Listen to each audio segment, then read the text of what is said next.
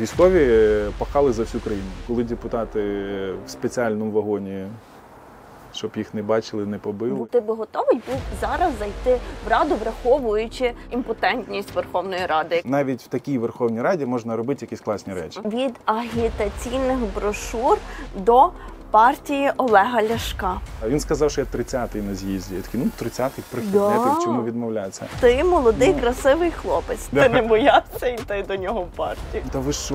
В Петра Порошенка там столи ломляться, вино італійське, вино французьке. А ви що, бомжи? Військовий, значить, треба голосувати за нього, бо він військовий, бо він захищав. На Печерську в Києві про політику військових думають більше, ніж самі військові. Що сильна сторона Зеленського? Вміння вести переговори і обхитрити старіка він може і вміє. Коля, коли ти будеш робити пропозицію? Гарне питання на це. Ми вже купили обручки.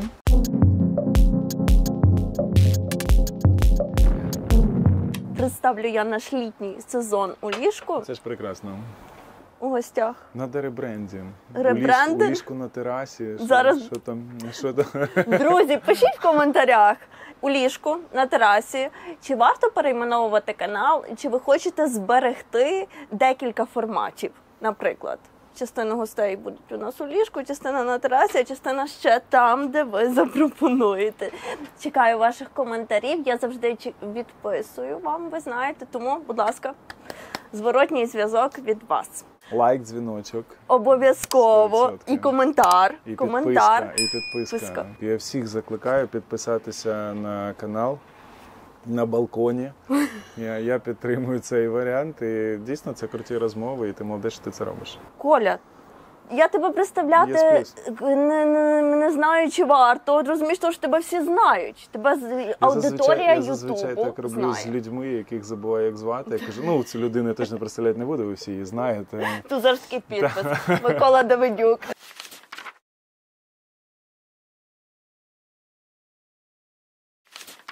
Тебе найпопулярніший канал про політику на Ютубі.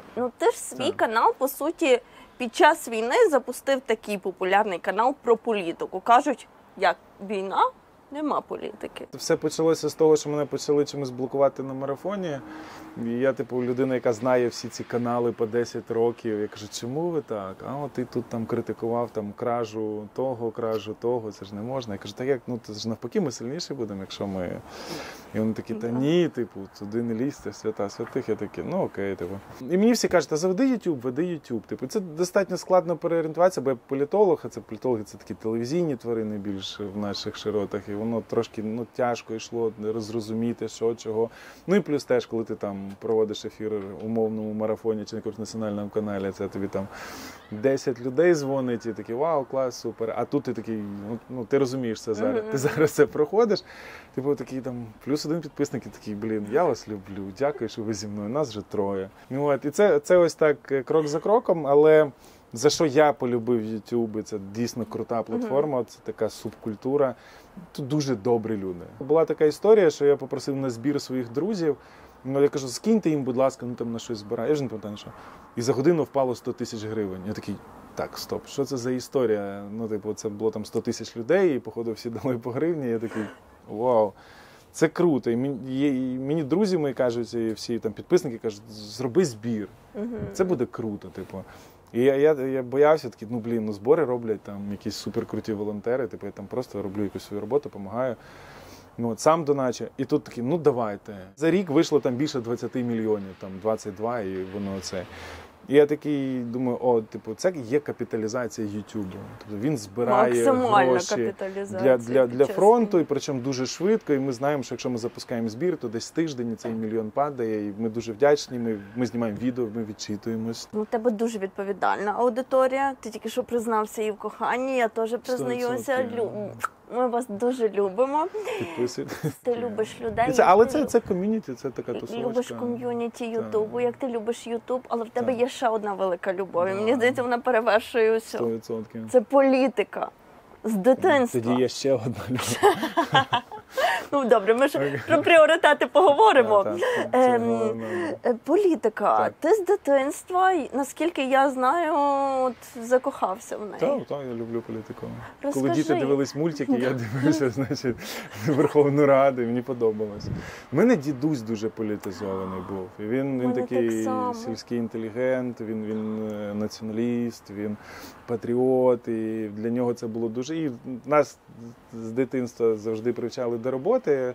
От, і з братом, і ми завжди працювали, і так в родині, і в мамині, і татові, завжди, типу, діти працюють, це така, тут можна вирізати, знаєш, права дитини, типу, але ми завжди, типу, було це. І дідусь, типу, до якого ми часто приїздили до нього, от, він завжди працював, і зрозуміло, що розмова завжди йшла про політику, про історію, тому ці речі.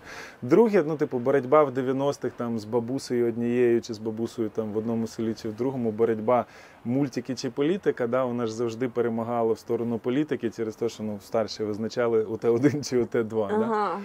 От, але насправді, як це як в Бехбедера в 99 франків, типу, дивлячись рекламу в кіно, я більше любив рекламу. Тобто новини про політику мені завжди подобались більше, ніж там мультики чи якісь фільми.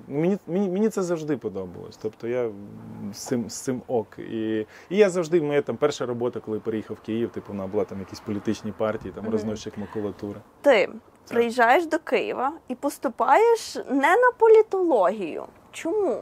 От чому ти не обрав одразу цей шлях? Дивись, профорієнтація дуже дивна історія, в нас її не було.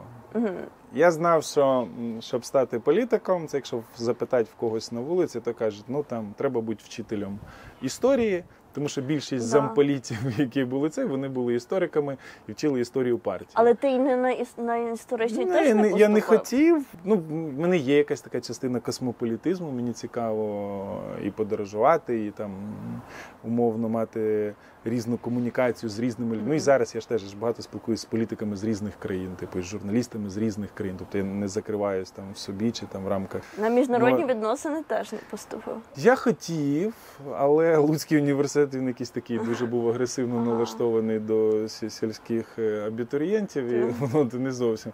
Тут, слава Богу, було краще. І я приїхав сюди, і причому я не думав сюди їхати, але потім вже стало зрозуміло, що там вже якось і місць немає, і вони якось так сигналили, що типу, якщо ви там без грошей, то ви готуєте контракт. Ну, от, і вони вже попереджали, що там за місяць-два до вступу, типу, ви документи здаєте, але тут вже отак от. От, і було прийнято рішення, що типу, ну, спробувати хоча б подати документи. Я вибрав там якихось на цю іспанська мова теж випадково вийшла, тому що сказали, новий факультет, більше шансів поступити. Я такий, я хочу жити в столиці, типу, в цьому прекрасному місті, яке я дуже люблю, як один раз там цілий був. То я такий, ну, типу, задача на цьому етапі переїхати в Київ. Далі я собі там трошки попрацюю, буду платити, там, навіть якщо на контракт за свій контрактик. Але, типу, я буду рости, типу, я буду десь навколо цього, тому що політика була, і, ну, так і залишається навіть попри децентралізацію, політика в Києві. Да. І ніде більше її немає. Тому якщо ти хочеш займатися політикою, ну, якщо ти хочеш займатися, там, умовно, нерухомістю, їдь там в Дубай чи в Нью-Йорк. Хочеш займатися казино, їдь в Лас-Вегас. Якщо ти в Україні хочеш займатися українською політикою, їдь в Київ. Як ти от знайшов якусь першу роботу в політиці, скажи? Мені треба був ноутбук, бо я знав, що треба десь піти на літо працювати в якийсь офісний, типу, тут же це був там 2005 рік, це таке модне слово, офіси, всі в офісах працюють. Ну і я розумів, що типу, десь треба піти попрацювати. Ну, от, роздача макулатури, це мені якось не хотілося, це було якось так трошки зазорно. Ну, от, але от роздача, значить, агітаційних по квартирах, це було, значить, воно, моє призвання.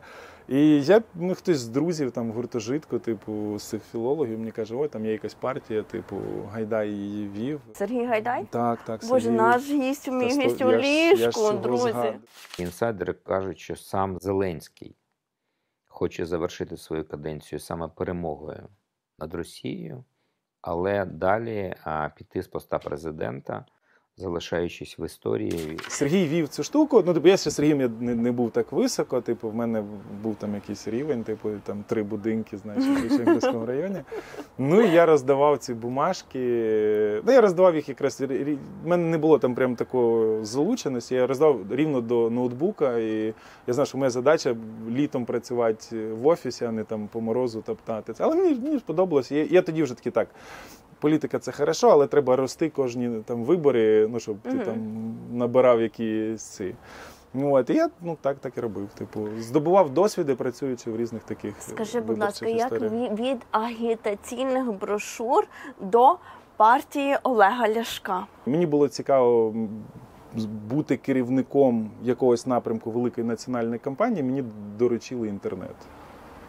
От. Мене були там друзі, які з Олегом дружили. Ми і так знали, типу, його, типу, десь там кілька разів бачились. Ми зробили вибори президентські, він 3-е місце взяв, потім ми пішли на парламентські, він теж там щось взяв, там 4-5 місце.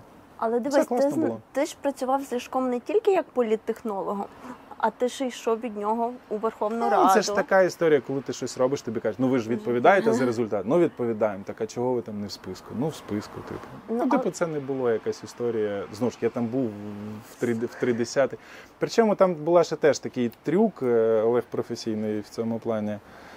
Він сказав, що я 30-й на з'їзді. Я такий, 30-й прохідне, в чому відмовлятися. Але потім, коли подали документи, то я виявився там 39-й чи 47-й. Я такий, типу, там щось туди-сюди перепутав. Такий, ладно, типу, все. Ти молодий, красивий хлопець. Ти не боявся йти до нього в партію. В мене була дівчина, і нормально. Чому я ставлю це питання? Давай. Тому що мені здається, що ти людина, яка дуже піклується про свій імідж. Так. Ось. Я до цього нормально ставлюсь з повагою. Так. В тебе дуже хороший імідж.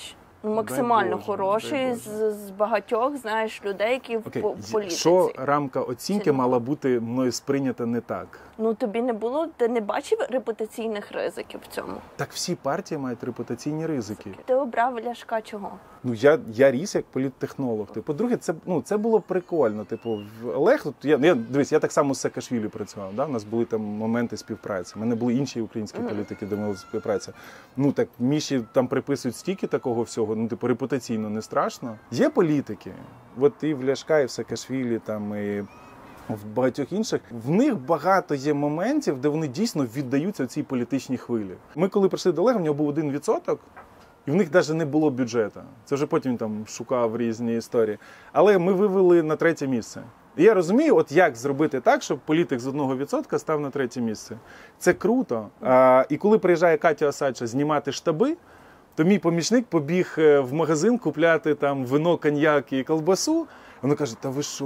В Петра Порошенка там столи ломляться, вино італійське, вино французьке, а ми в Батьківщині були, а там взагалі ікру подають, а ви що, бомжи?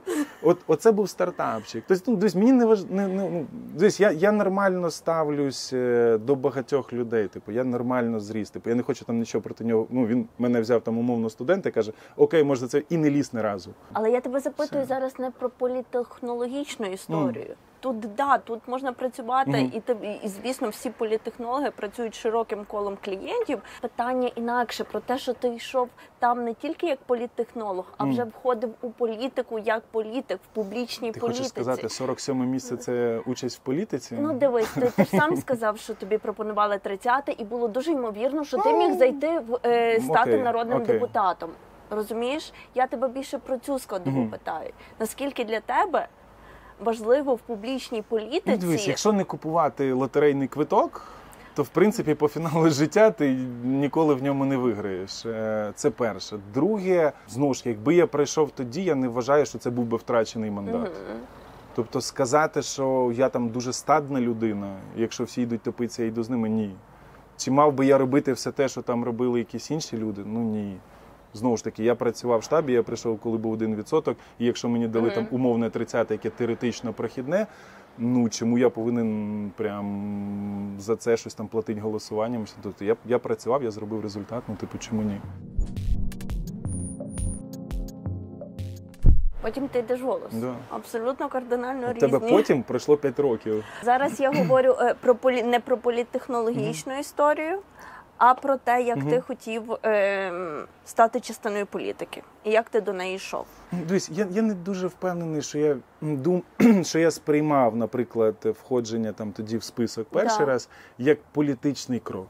Ага. Тобто це був такий, типу, достатньо молодіжний порив. Воно йде, несеться. Ну, типу, подали, не подали. А 19-й рік тепер, коли ти йшов з «Голосом», ти вже йшов свідомо, що ти хочеш стати народним депутатом? Чи? Да. Ну, між одним, як ти кажеш, заходом в політику і другим, в мене було багато великого. Ну, знову ж таки, в нас там були якісь ітерації робочі там з командою Гройсмана.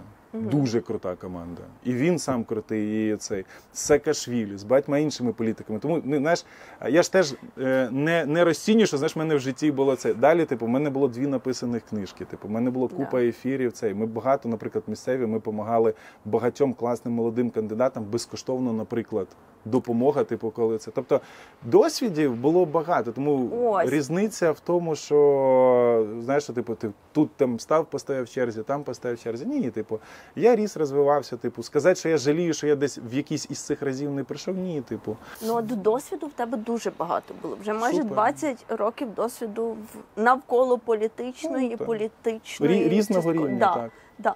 Ось. Як ти далі плануєш його транслювати? Візьму 3-ю партію, знову стану 30-м і знову не пройду. Ну, дивись, зараз дуже ж ти недалеко, в принципі, по списку «Голосу». Я так розумію, що якщо хтось зараз відмовиться там від мандату в Раді, ти можеш зайти в Раду. От якби зараз, давай уявимо, така ситуація, ти би зараз зайшов в Раду? Дивись, по-перше, це така дуже віртуальна історія. По-перше, ніхто не відмовляється, всі тримаються максимально, знаєш, типу, всі кажуть так, я не хочу, але своє не дам. Треба дивитися. Цікаво, під час війни ти би готовий був зараз зайти в Раду, враховуючи всі виклики і взагалі, скажімо так, імпотентність Верховної Ради, яка існує зараз? Питання в тому, що навіть в такій Верховній Раді можна робити якісь класні речі. Можна заборонити Телеграм через Верховну Раду? Можна. Це інструмент. Питання, що ти там робиш? Перше, друге, яким ти прийшов, яким ти хочеш вийти. В різних. В професійному значенні, в фінансовому значенні. Бо є заходять всередині, а виходять біднішими. Або це. А є навпаки, і більшість хоче жити. А ти як хочеш зайти? Нормально, от як зайти, так і вийти. Тобто я явно, скажімо так, щоб моя жилплоща точно не збільшилась. Тобто в мене це не мотивація. Я точно не хочу там стати власником якогось офшора чи конверта. Ну там офшори не дають конверти, да? Але ти не боїшся втратити не на фінансовому рівні, а знову ж таки на репутаційному рівні. Тому що ти знаєш, як запитати наших глядачів, що скажуть про народних депутатів? Скажуть зразу, Боже, це не робить корупціонери і так далі. Ну, є це уявлення. Ти не боїшся? Ні, нормально. Я до цього ставлю. Дивись, ми ж про те й говорили, що ти здобуваєш досвіди, ти вчишся, ти працюєш, ти пишеш книги. Для чого? Для того, щоб робити роботу результат. І тому я зараз, не хочу там віртуально зайшов би, не зайшов би, але гарне підпитання було, чи боїшся ти цієї роботи, чи ні? Ні, тому що це нормальна робота. І не роботи. Чи боїшся ти цього шлейфу, який тягне за собою народний депутат? Якщо я не боявся піти в списки різних партій і фракцій, чого? Зайти і зробити закрити Телеграм, закрити російську церкву, вигнати ОПЗЖ. Чому ні? В війну? І якщо депутат, який зайшов, був лідером цих 3 процесів, і вони результативно закінчились, я не вважаю, що там був би великий шлейф. Травить депутатів, це добре, але є депутати, до яких ми ставимося з повагою, а є депутати, до яких ми ставимося не з повагою. Просто баланс плюсиків депутатів гарних і тих поганих, він кардинально різний. Тому в цьому проблема. Наразі зараз цей баланс такий. Окей, можна його міняти. Ось. Про міняти і про те, що буде далі у Верховній Раді після наступних виборів парламентських. Питання, коли вони будуть. Питання, коли вони будуть і так далі. От давай так великими мазками просто. Великими мазками є очікування, що зайдуть військові і волонтери. Як ти оцінюєш цю тенденцію? Нормально. Хто як працював. Військові пахали за всю країну. Коли депутати в спеціальному вагоні і ще їздили, до речі, більше року. Були спеціальні вагони, щоб їх не бачили, не побили. В Укрзалізниці спеціальні вагони для того, щоб їздили депутати. Зі Львова ти там до Львова доїжджаєш, а потім так прих і... Ці вагони такі Ні, звичайно. Але все рівно, типу, ти їдеш собі, це тебе ніхто не бачить, ви там що то перекидаєтесь словами, міняєтесь там. Це тобі розповідали народні депутати, друзі, які їздили в... Ну, я чесно стримав слово, я не сказав, хто сам. Пишіть в коментарях. Да. Тому військові з першої секунди ждали їх на позиціях і робили результат. Ми зараз пишемо на Курську, да, там щось відбувається. Зрозуміло, що рейтинг Буданова, впізнаваність і добрий вайб до нього, він росте. Якщо Давай. військові підуть в політику, Залужний, Буданов, наприклад, хто буде займатися військом і військовими справами? Якщо такі військові на найвищій... Військова, розвідка була до Буданова? Ну, хтось же робив операцію Вагнера, хтось же робив там ще інші історії. Спадковість влади в інституціях – це признак демократичної країни. Зараз дуже важливо не військові при владі, але інституції половина не працює. Свобода слова на паузі, парламент на паузі, виконавча влада – це просто додаток в телефоні, месенджер офіса і багато іншого. Половина силовиків, які мають боротися з корупцією, займаються трошки іншим. Ну, так а що ти? А що військові гірше зроблять? Коли ти говориш, що військові можуть іти в політику, ти керуєшся тільки тим, що вони мають право і гірше не буде? Чи ти бачиш від цього якийсь плюс і оцінюєш це як позитивне явище? Питання в тому, щоб, заходячи на ці посади, вони переставали бути військовими, а ставали цивільними політиками. І це станеться. Ну, Зеленський же перестав бути коміком. Ми ж не стендапи ввечері бачимо, а звернення президента. Так само вони перестануть. Питання в тому, які команди вони візьмуть, які програми запропонують, які люди будуть біля них. Це вже політичний процес. Ну, зрозуміло, якщо Каддафі прийшов навколо нього молоді офіцери, які хотіли перевороту, ну, получили Каддафі. І в кінці революції його скидає. Так. Чи там турецькі генерали. Да? Тобто це зрозумілі речі. Але якщо вони вийдуть з військової цієї оболонки і почнуть вести комунікацію в тоні політичному, команди, програми, там, звітність в Штатах, ну, типу, Ейзенгауер, ну, це Так. генерал війни, це гордість Та війни. Кеннеді. Аналогічна історія.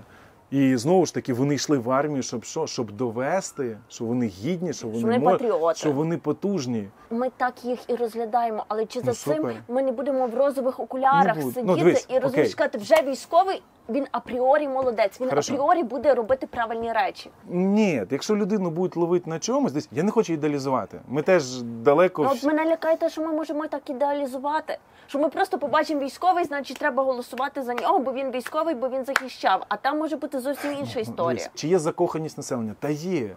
Зрозуміло, війна – це великий страх і надія.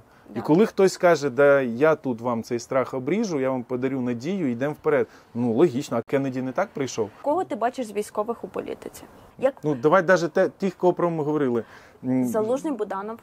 Ну, знову ж таки, чи вони захочуть? Ми ж зараз теж на них чорну Дивись, метку притащимо. Це типу, мене то, щоб... Ну, що ми вже, ну, ти ж розумієш, як воно піде по телеграм-каналах, типу, що все, вже визначили топ-5 партій. Тому, ну, тут теж не треба, вони зараз про політику не думають. Давай так, на Печерську в Києві про політику військових думають більше, ніж самі військові. Ти політолог, і якраз ти робиш такі оцінки, даєш прогнози і аналіз. І я тебе з точки зору Тому цієї що я збирав питаю. досвід в різних партіях. Так, Я це працював от- кожен от день, тому- а не... Тому я хочу Так. тебе запитати.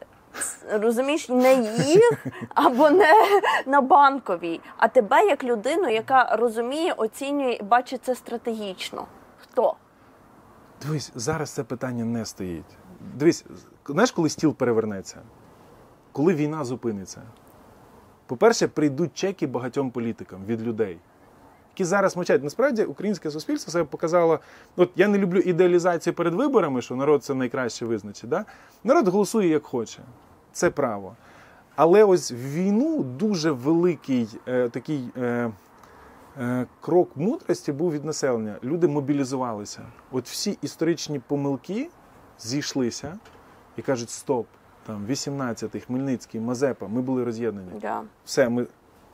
До багатьох політиків мільярд питань. Не було б війни, їх би не було на посадах. Але люди кажуть, стоп, він несе прапор, ми тут б'ємо в барабани, ми йдемо туди. Ти ні на яке Чому? питання мені не відповідаєш. Чому? Що це таке? Я тебе питаю, Залужний, Буданов буде. Дивись, ну, Карась, оці мій гість у ліжку. Він дуже крутий. Мене простіше кудись забрати, щоб я когось не загриз з цих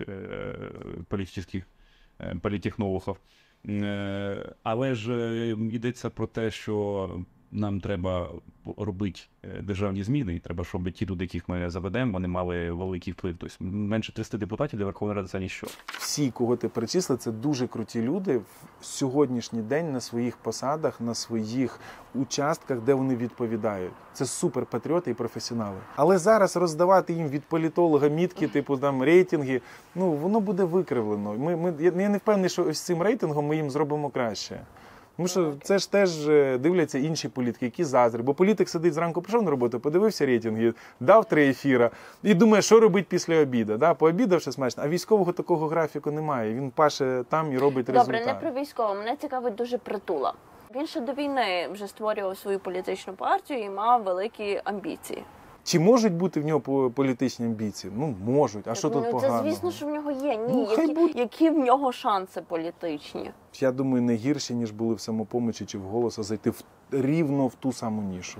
Це так, невеликі невелика. шанси.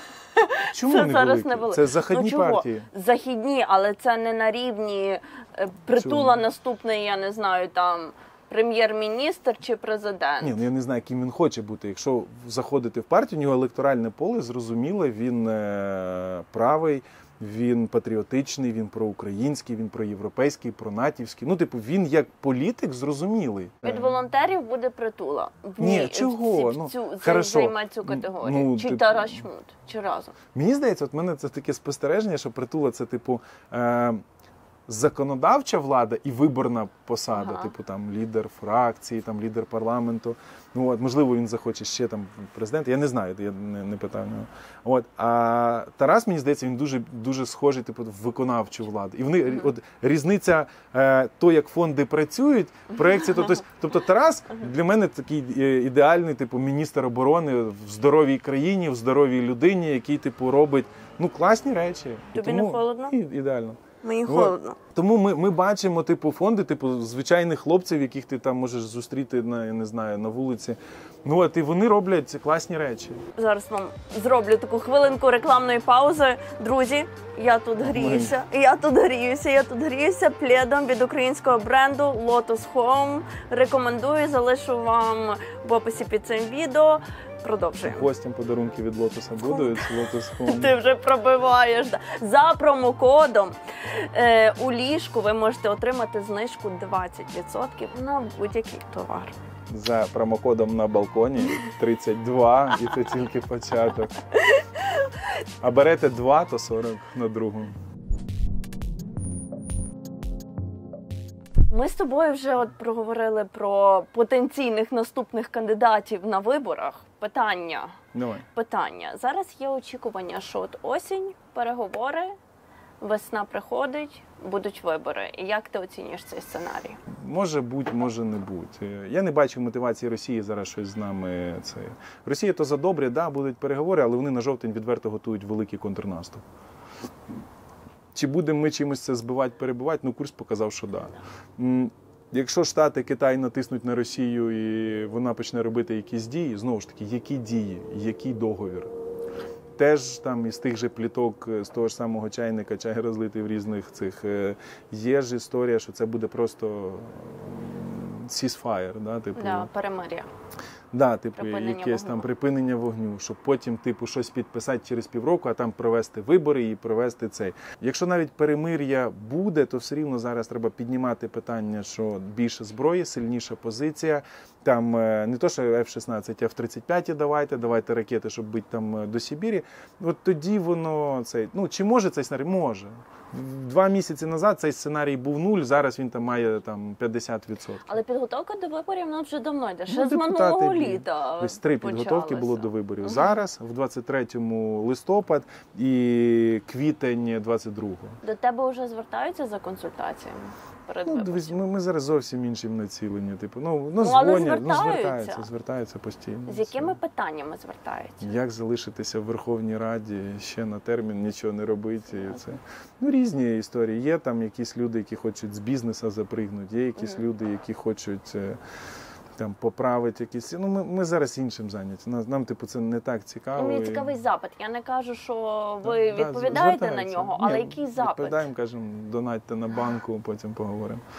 Є, типу, ну, люди хочуть у владу, люди хочуть імідж. Ага, а з люди- діючої влади, ну, звертаються, як там поступити Звичайно. краще? Зазвичай депутати з діючої влади і звертаються. Звичайно, звичайно. Мені здається, основне питання, яке би мало бути на даний час, це що нам робити, чи комунікувати і казати, що ми починаємо переговори з Росією, чи ні? Це таке найбільш складне Від депутатів питання. це не залежить. Ну, вони не впливають на це. І вони розуміють, в них є два сценарії. Або вони голосують за референдум, і люди кажуть, підписуємо, не підписуємо. Або хтось від влади щось підписує, а їх просто змушують це ратифікувати, бо Росія без ратифікації не хоче. І вони кажуть, як здати мандат, щоб втікти з Ради, щоб нічого не ратифіковувати. Оце теж тобі Від депутатів таке питання не щирий- звучить, от але таке втікти з Ради? Є. питання про чи починати перемовини з Росією. Але Взагалі ні. це питання стоїть перед Зеленським. Ось у нас є рішення РНБО про те, що президент не може вести переговори із Путіним. Не відправить когось іншого. Ну, типу, для цього є там некий олігарх Абрамович. Щоб общатися з Абрамовичем, є там некий депутат. Для цього є там задача, ну, типу, ну, знову ж Яку би ти таки. дав пораду Зеленському стосовно Та переговорів я не з Росією? впевнений, що я там вправі давати йому поради. Він дивись, що сильна сторона Зеленського. В нього є дуже багато там неправдивих речей, різних, слабких, сильних цей. Але в нього є дуже класна штука. Він в переговорах насправді дуже цікавий. Знову ж таки, прожити школу Коломойського, який винен тобі там десятки мільйонів, ну, не кожна людина в цій країні проходила. Тобто школа, як там жорсткого, як там в Кеннеді ця книжка, жорсткий там менеджмент, школа жорстких переговорів в нього є. Він самолюбивий, для переговорів це добре. Ну, він не хоче бути лузером, це класно. В нього є ось ця хардкорність з Кривого Рогу, да? Тобто це, ну, потужне промислове місто, де в повазі сила, де в повазі честь. Це нормально. Чи скористається всім цим він на цих переговорах? Ну, це питання, типу, але задатки в нього є, ну, знову ж таки, там той же Курськ. Він мислить out of the box. Типу, окей, при цьому розкладі вони нас з'їдають. Хорошо, що робила Голда Меїр? Голда Меїр напала на Єгипет, захватила часть Єгипта і вертала, значить, свої кібуци за счет Сінайського півострова. Він каже, хорошо, беремо.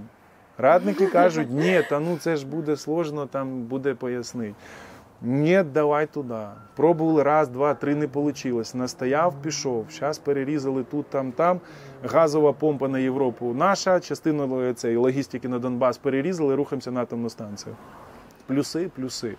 Тобто дай 3 таких Курська, які відбудуться і дотримаємо їх до переговорів і не здамо частину російської території, ну будемо мінятися. А що робити? Розумієш? Тому захватили, не пішли в лоб, а пішли. Тобто він же теж не класичний політик. В цьому теж є свої плюси. Є, ну, говорю, я не хочу його хвалити і не хочу йому радити. Знову ж таки, я не впевнений, що він мої поради слухає. От, але в нього є команда, і він дорослий політик. Тобто йому, знову ж таки, теж доступ до інформації. Скільки він знає, скільки ми знаємо. Це ж теж різні рівні спілкування і різні доступи до інформації. Тобто, щось він бачить. Плюс, що я переживаю? Я б дуже не хотів, щоб був таємний договір. Щоб була часть публічна і непублічна. От в непублічній частині це буде страшно. Бо зазвичай Україну завжди зливали і продавали в непублічних, додаток до документа, атачмент такий. А потім кажуть, так а що у вас там хотілки якісь, там Будапештський меморандум? Це так, стаття в Вікіпедії неправильно, да? Чи там Богдан Хмельницький. Є заклики братські народи, а є чіткий текст, де там починають, вони ще й потім його ще ж видозмінюють. Це ж не то, що він ще й живе так, як ти там це. Да. І ось таких історій багато. Розпад Совєтського Союзу. Но Росія ж питалась отримати свої тайні гарантії від Заходу, що це зона впливу Росії, що НАТО сюди не йде. Ось це найгірше. От дуже хотілося б, щоб в нього не було тяги до публічної суперперемоги, але не публічної втрати якихось інтересів. От я вірю, що в ньому переможе ось ця історія, що він, буде комплексний. Бо в нього ця вміння вести переговори і обхитрити старіка, він може і вміє. І особливо, коли десь там нам Борис Джонсон підказує, там ще є деякі наші товариші, да, if you know, you know, да, то тоді взагалі класно виходить. Ну там 22-й рік, вже все, вже Стамбул майже на столі, і тут бум. Ну, знову ж таки, не факт, щоб там інші президенти пішли на такі. Це ризик в тому числі персонально для його життя, там, для багатьох. Але вони йдуть. І військові мало того, що там забирають, де там росіяни, як ця очманіла риба після оглушіння, ще не розуміє, що відбувається, так вони ще й далі заходять. І Путін ще 2 роки брюзжить слюною, що несправедливо, значить, київський режим нас кинув. Ну круто!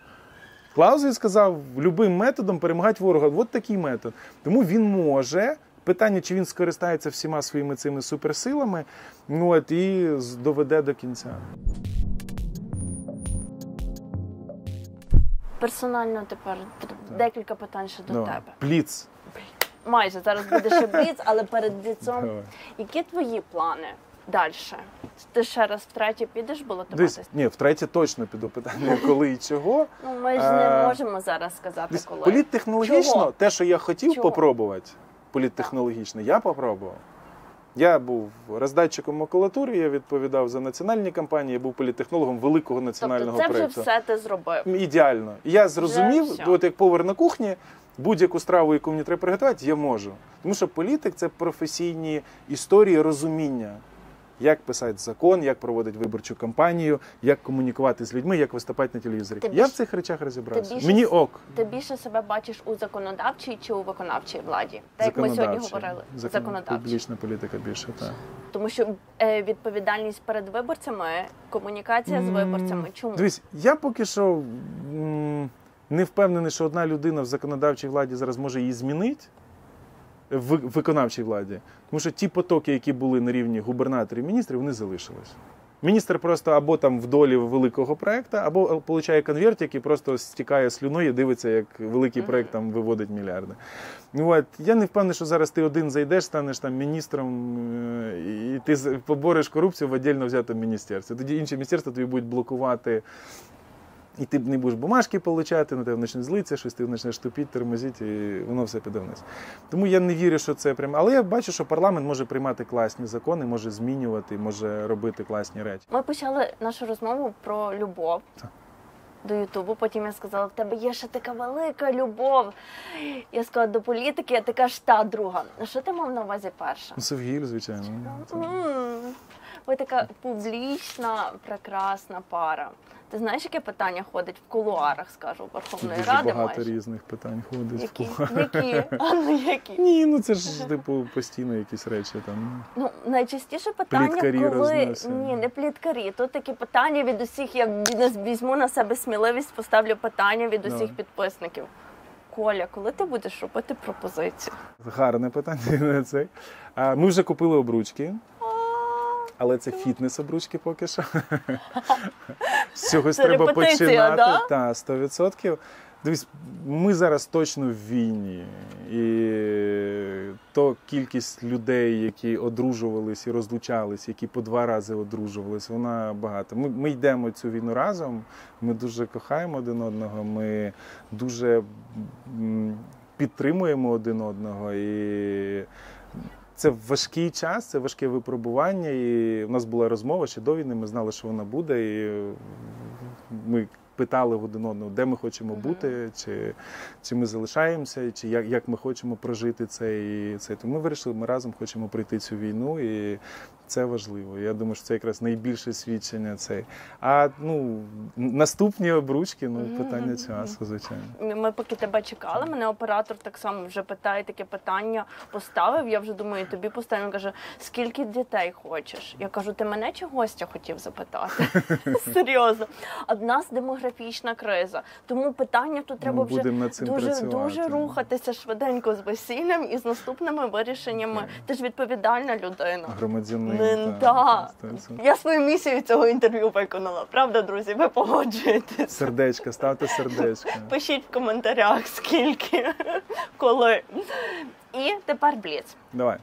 Найкращий політик України, на твою думку? Я думаю, Чорновіл. Думаю, що чорнила, якого ми не оцінили. І це те, що ми могли б бути вже не в війні, ми могли бути ілюстровані, законтрактовані в ЄС і в НАТО, ми просто не туди повернули. Росія була слабка в 90-х. Замість Кравчука міг бути класний, порядний проукраїнський державник, який би швидко рванув в сторону Європи. І ті ідеї, які він говорив, і багато речей, і знову ж таки, він... Це теж тренд був тренд на дисидентів, як зараз на волонтерів і на політиків, був тренд на дисидентів. І він тоді І він життям довів, що він готовий за цю країну і жити, і вмирати, і вбивати. І от тоді трошки не вибрали правильно. Найкращий міжнародний політик. Міжнародний, якийсь лідер. Закордонний? Да. Ой, багато. Я політолог, ти розумієш, що я там кількість біографій прочитав більше. Того я тобі це питання поставила. Тобто дуже складне питання, тому що, я думаю, цікавий Кеннеді, тому що це надія, це натхнення, це нові підходи, це нові історії. Я от зараз читаю Рейгана, багато спілкувався останній час з республіканцями, вже таки, треба вже почитати. Дуже віруюча людина, яка нічого не мала, яка прожила цю велику депресію і просто ріс над собою, працював. І, знову ж таки, теж не прийшов там з політичної сфери, але мав військовий досвід, мав досвід публічних виступів, любив спорт. І вклад Рейгана і цей рейганізм. Коли президент Зеленський балотувався, зразу ж зробили це порівняння. Чи бачиш ти схожість? Воно було неправдиве порівняння. Це просто було дуже жорстко поверхнева історія, що Рейган в якийсь момент був актором. Давайте скажемо, що Зеленський – це Рейган. Ні. Якщо шукати рольову модель там Зеленському, то це ближче там Джей Ді Венс, це ближче Хав'єр Мілей, президент Аргентини. Тобто це все-таки Бепе Гріло в Італії, 5 зірок, там стендап-комік. Зеленський більше з цієї. А я тобі скажу навіть Дональд Трамп, якщо чесно. Частково десь. Трамп теж складна фігура. От я зараз теж читаю Трампа. Біографія, я взяв спеціально становлення Трампа, коли йому 40 років. Одна з перших книг. І от який він. Тобто він вже тоді мріяв про політику. Я люблю Де Голля. Тобто це теж дуже крута історія. Де Голь як лідер, який любив Францію, якого не все виходило. Не з першого разу він заводить людей там в місцеві ради, вони зраджують, тікають. Він заходить в парламент, починає боротися на міжнародному рівні за ядерну зброю, а йому її не дають. Він виходить політично з НАТО, військово залишається, грає, маніпулює. Але сьогодні Франція єдина ядерна держава в ЄС. І ці нерви, які він віддавав, ця бідна дружина, яка через нього страждала, коли він віддавав все це країні, він реально був одружений з Францією, не з дружиною. Дружина це терпіла, вона це вивозила. Цікавий зараз, я думаю, буде період в Макрона, в нього є зараз там амбітна ціль стати лідером всього ЄС, і там же ж є ідея, щоб зробити, щоб його вибирали, перший виборний політик ЄС, тобто це ж чистий наполеонізм, спроба пригнути цей. Цікавий Джонсон, теж політик в прогресі, який ще не вигорився, себе не висказав, знову ж таки, коли стануть публічні ті речі, які він тут робив. Це буде окрема дискусія. Якби ти був на місці Зеленського зараз, які 3 кроки ти б зробив? Зеленський, от такий, який Зеленський, неформальний, не публічний, але вже політик, в тому числі лідер, яким, маніпулюють і всередині, і зовні, це теж правда, але він іде свою історію. Тобто Зеленський – це типова... Рома Грищук колись сказав, це депутат. Ще один мій гість у ліжку. Ми сьогодні всі твої друзі. В цій країні друга людина, як Володимир Зеленський, який був гумористом і став політиком. Тебе Зеленський сам покликав? Він сказав дуже класну історію. Є книжка Кембела «Тисячолікий герой». І там є така стаття, це фінальна частина повернення героя. От Зеленський ще не дійшов до цієї частини. Те, що Зеленський підсвідомо, можливо свідомо, можливо не підсвідомо, живе по цій книжці, тому що і стадіон, і боротьба з антиподом, і сварка з батьком, все по книжці. От все президентство Зеленського від початку «я хочу балотуватися» до моменту от тільки повернення героя, як Одіссей. Одіссея починається з того, що герой повертається додому. І ось це типу повернення героя. Яким? Герой не повертається таким, яким був. І ось це, Зеленський живе, я не знаю, свідомо чи після, він же теж режисером був, актором, а це книжка, по якій зняті всі фільми. Тобто він зрозумів, що знявшись в 10 фільмах, ти працюєш вже в житті як в фільмі. Відповідно, патерни сценарію в нього ось такі. Хоче він того чи не хоче, то зрозуміло, тут є драма, тут є комедія, тут є трагікомедія. І воно все з цієї книжки. Ось це його настольна книга. Повторюсь, я не знаю, я не був в його кабінеті ніколи. Але я бачу зі сторони, як аналітик, що це ось про це. Тому я не хочу красти його історію. Він її вписав, він вірвався в цю бійку, він достатньо задиристий. Тобто Путіна не всі політики так брали на це. Ющенко інтелігентно, красиво його привіз, тут показав це. Путін виявився тупий, він не зрозумів глибину цієї культури. Янукович навпаки намагався з ним, що тут там рішать, ділішки, там гроші. Тому Зеленського не можна сказати, що це там зі сторони, ми всі розбираємося в футболі, в дизайні і в політиці. Я був би я Зеленський, я б зробив так. Ні, він робиться, є помилки? Є, давай так. Це вже не про помилки, це які 3 речі ти б зробив, якби був на місці Зеленського зараз? В дужках ставлю, мав усю повноту влади. Я не хочу з нього відповідати. Він знав, на що йшов, і зараз за нього, це підміна понять буде. І це буде дуже інфантильно, а я б зробив би, ні, він робить все. Десь, у нас консенсус в країні, ми йому віримо, він веде нас до кінця, потім чек. Це хороше питання, на яке, можливо, не варто давати відповідь. Що ти ніколи не зробив у політиці? Дивись, я точно знаю, що в момент, коли я буду заходити, не в партію, а дійсно в політику, знову ж таки, я в партії був тільки в «Голосі», до речі, в списках був 2 рази. А коли заходити в цей, я точно собі напишу 3 речі, які я точно не зроблю. І це дуже класно, це 3 речі, які я точно йду зробити, напишу, і точно які не зроблю цей. Які твої червоні лінії, я хотіла запитати, в політиці, що б ти...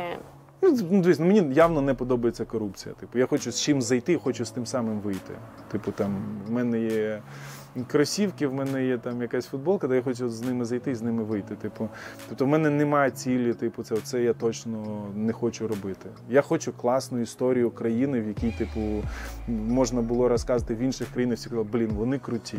З політичними опонентами ти вступав в якісь коаліції, наприклад? Так нормально. Якщо тобі треба голоси і треба щось робити, чому ні? Добре, це не твоя червона лінія, бо для когось це є нормально. Принципова історія. Та ні, слухай, я не кажу, це розумна історія, я не хочу але бути активістом, що з цими не будемо. Пройшло 5 років, що ви зробили? Нічого. Політика про коаліції. Якщо говорити про західну політику, створення коаліцій.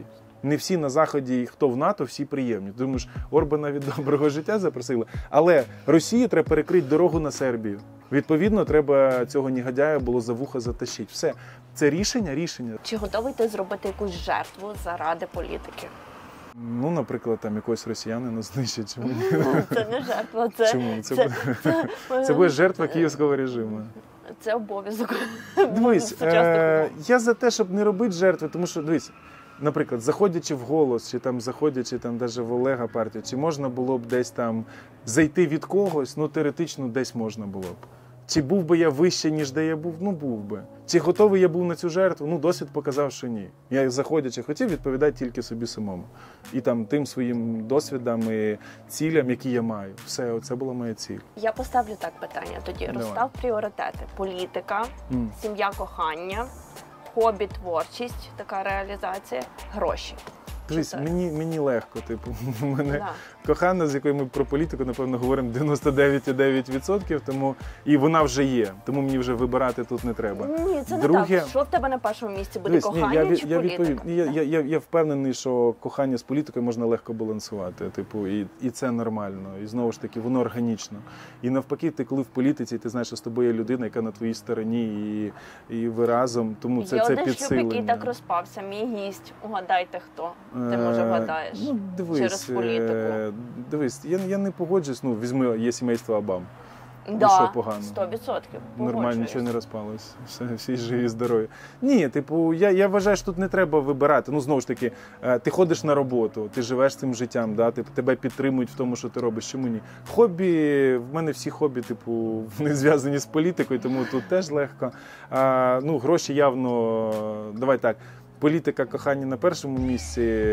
Ні, нижче. так не буває, Коля. Мусить Чому? бути перше щось. Ні, Ні. так не буває. Що буде політика кохання, в другому буде хобі і там що ще, і знизу будуть гроші. Але воно явно не залежить від політики. Ну, Всі глядачі зараз Всі глядачі. напишуть Поставте і йому скажуть, що так, двійку, що так, негодяй. людина мусить вибрати все одно Чому? пріоритет. Один, не може бути на одному. Десь на піввідсотка, на 0,1 кохання. щось Кохання більше. вище 100%.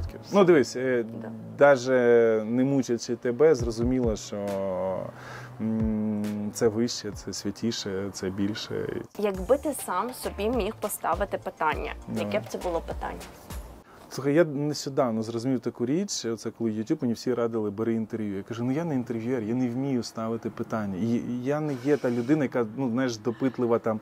Мені коли щось цікаво, я йду і шукаю. Ти все одно буваєш сам з собою, коли ти ставиш перед собою якісь питання і шукаєш відповіді. Це якісь типу штуки, що робити там, щоб прийти сюди, Та що глобально зробити. ти ставиш собі все одно якесь питання. Ну, не знаю, щось таке, типу, там, як всі психологи кажуть про дитинство, типу, знаєш, там ще щось задати. Які травми йдуть з дитинства? Що тебе в дитинстві травмувало? Смерть батька травмувала. Ага. Я був дуже малий, типу, і, можливо, це таке, типу, глибока історія. І чи це справедливо було, що він загинув, там нещасний випадок. І нещодавно я з знайомий зустрічався, вона маркетолог, рекламщик, там бренд-менеджер. І ми інколи такі сніданки робимо там раз в півроку. І вона, типу, каже, от я пішла там дитячими цими розібрати. Я кажу, ні, типу, на що, а на дитячі речі мене точно не вистачить. Зараз стільки багато відбувається тут і зараз, що якщо розбиратись ось з тим, типу, ти себе умножиш на нуль і це. Тому я живу сьогодні, я живу заради завтра, типу, тобто я про майбутнє більше, ніж про то. Є багато речей, які не обов'язково там доставати, ящик Пандори, крутий, типу, окей, воно було, окей. Так. Добре. Дякую тобі. Дякую за запрошення. Друзі, з цього, що ми починали, як вам на терасі чи у ліжку? Пишіть у коментарях і ставте питання. В нас є унікальний шанс до Колі. Він обіцяє відповісти на всі ваші запитання, які я не встигла поставити сьогодні. Пишіть. Домовились. Дякую.